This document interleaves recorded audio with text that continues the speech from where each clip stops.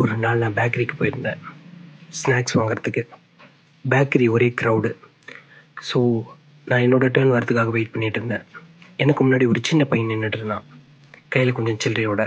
அந்த கடைக்காரர்கிட்ட இந்த சில்லறையை கொடுத்து, ஆனால் எனக்கு இந்த கேக் வேணும் அப்படின்னு சொல்லி ஒரு கேக்கை பாயிண்ட் பண்ணி கேட்டான். அந்த கடைக்காரர் அந்த கேக்கையும் பையன் கொடுத்த சில்லறையும் பார்த்துட்டு, 2 ரூபா கம்மியாக இருக்கேடா அப்படின்னு சொன்னார். அந்த பையனுக்கு ஒன்றும் புரியல, அப்படியே ஷாக்காகி நின்று பார்த்துட்டு இருந்தான். எனக்கு என்ன தோணுச்சுன்னா, அந்த கேக் அவனுக்காக வாங்க வரலாம, வேறு யாருக்கோ வாங்க வந்திருக்கான்னு தான் எனக்கு தோணுச்சு. நான் அந்த பையனுக்கு 2 ரூபா கொடுக்கலான்னு நினச்சேன். ஆனால் அதுக்குள்ளே பக்கத்தில் இருக்கிற ஒரு பொண்ணு யாருக்கும் தெரியாமல் அந்த 2 ரூபா கவுண்டரில் வச்சுட்டாங்க. ஏன் அது அந்த பையனுக்கே தெரியாது. அவங்க வச்சதோடு மட்டும் இல்லாமல் 2 ரூபாவை அவங்க தான் வச்சாங்க அப்படின்றதுக்கான எந்த விதமான ரியாக்ஷனும் அவங்க முகத்தில் இல்லாமல் ரொம்ப சகஜமாக அவங்க பாட்டுக்கு நின்றுட்டாங்க. அதை அந்த கடைக்காரரும் நானும் மட்டும் பார்த்துட்டோம். சில்லறை பஸ்ஸிட்டே இருக்குப்பா அப்படின்னு சொல்லிட்டு அவங்க கேட்ட கேக்கை அவங்ககிட்ட கொடுத்துட்டாரு.